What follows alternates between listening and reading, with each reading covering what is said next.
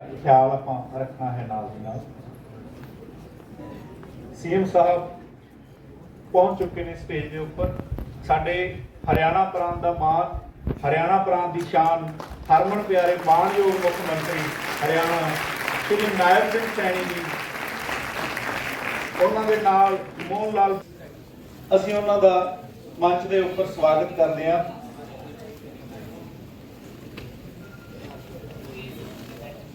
मानयोग कुलपति श्री विजय कुमार जी नूं और रजिस्ट्रार साहब जी नूं बेनती गुजारिश कि आईयां हुई शख्सियतां का स्वागत करन।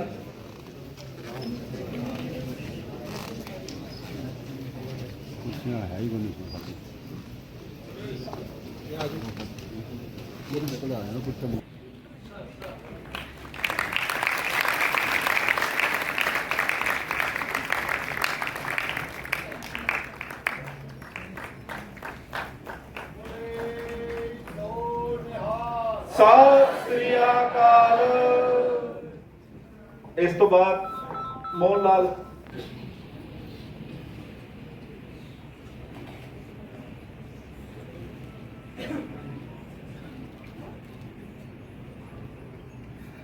सार्थक ऊर्जावान दूरदृष्टि के मालक हर दिल अजीज मानयोग मुख मंत्री की योग अगवाई विच हरियाणा प्रांत निरंतर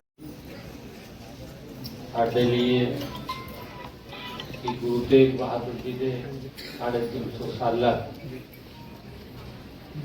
जो उन्होंने कुर्बानी है, जो उन्होंने शहीदी है,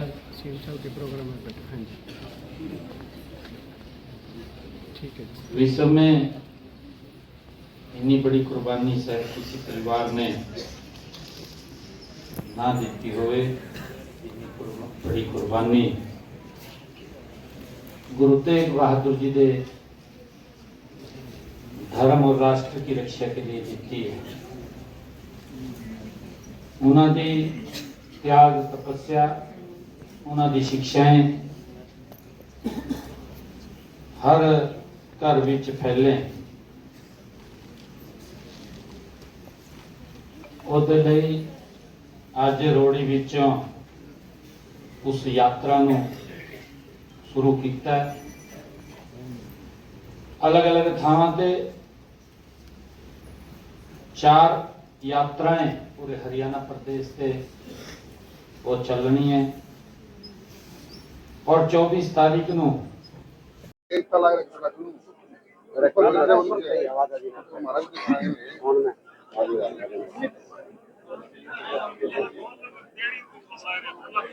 नमस्कार सर जी। नमस्ते जी, नमस्ते जी।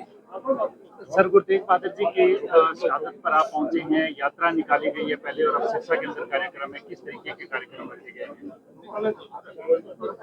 देखिए, ये भूमि गुरुओं की, संतों की, महर्षियों की भूमि है और ये हमारी संस्कृति का आधार भी है।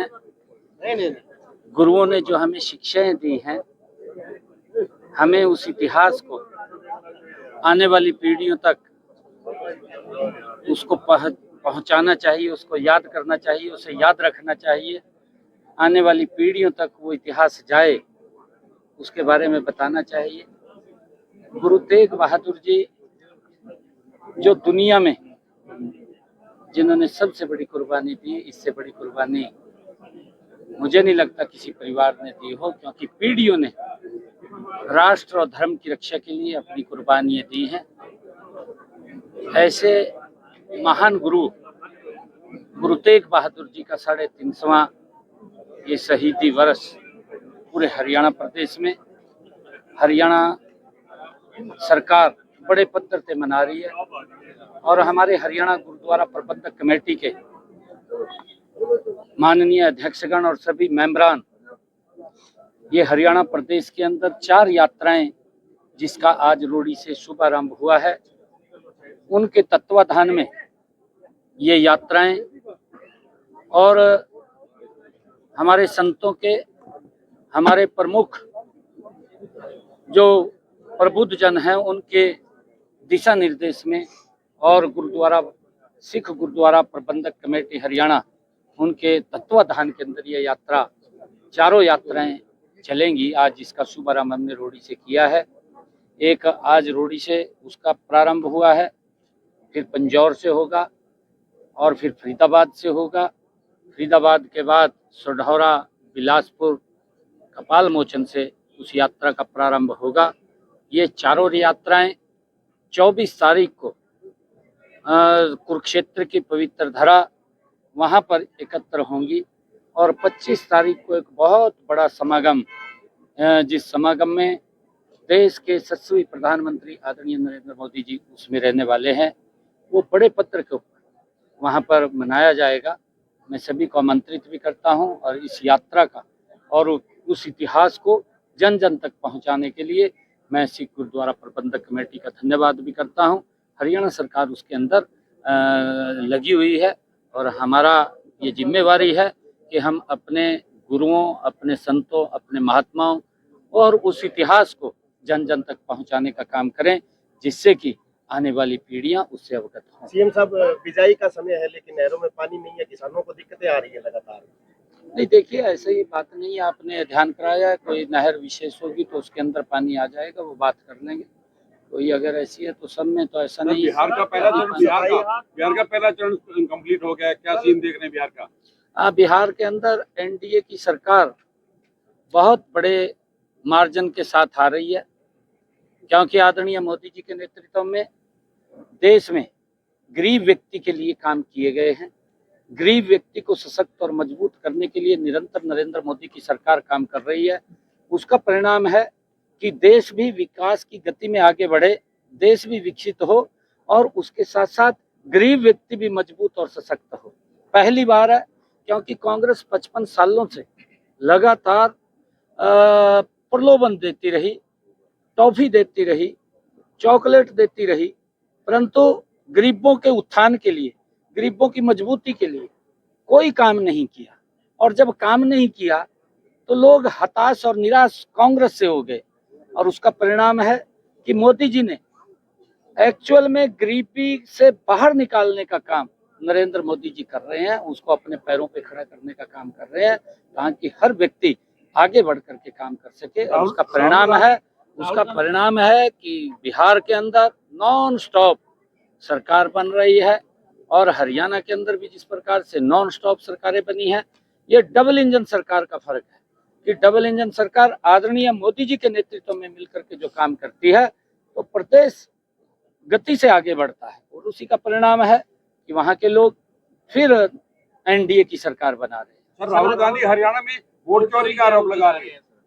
इसके ऊपर बात करूंगा, मैं बात करूंगा। अभी तो उसके पास मुद्दा नहीं है, कोई मुद्दा नहीं है। जब मुद्दा नहीं है, कोई बात बताने की तो होनी चाहिए ना। मैं पूरी डिटेल में बात करूंगा। सर, वंदे भारत ट्रेन की सौगात मिली है आज हरियाणा को, एक और बठिंडा से शुरू हुई है, कुरुक्षेत्र। हाँ, बठिंडा से वो फिरोजपुर के लिए वो शुरू हुई है, एक फिरोजपुर के लिए भी शुरू हुई है, दिल्ली से फिरोजपुर। आदरणीय मोदी जी नए भारत का, और जो आदरणीय मोदी जी का संकल्प है कि विकसित भारत बनाना है, उसी विकसित भारत में लगातार अत्याधुनिक सुविधाओं से सुसज्जित, चाहे वंदे भारत ट्रेन हो या अमृत भारत ट्रेन हो, लगातार देश को अत्याधुनिक सुविधाओं से सुसज्जित ट्रेनें या रोड्स हो हमारे। आप देख रहे हैं कि एक्सप्रेसवे, 4 लाइनिंग कितनी गति के अंदर बने हैं। जिस व्यक्ति को सिरसा से चंडीगढ़ जाने में 10, 12, 15 घंटे लगते थे, आज वो 4-5 घंटे में पहुंच जाता है। ये इतना बड़ा सुधार, क्योंकि व्यक्ति का समय बचा है, व्यक्ति का पैसा बचा है, उसका खर्चा भी कम हुआ है। ये नरेंद्र मोदी जी के नेतृत्व में बढ़ता भारत है और उसके साथ बढ़ता हरियाणा है। आदरणीय मोदी जी जहां गरीब की चिंता कर रहे हैं, वहां भारत को सशक्त और मजबूत करने का काम कर रहे हैं। आदरणीय मोदी जी के नेतृत्व में भारत ये दुनिया का उभरता हुआ एक ब्राइट स्पोर्ट्स के रूप में, उभरते हुए सितारे के रूप में ये चमक रहा है दुनिया के अंदर। ये आदरणीय मोदी जी कर रहे हैं। थैंक यू, धन्यवाद।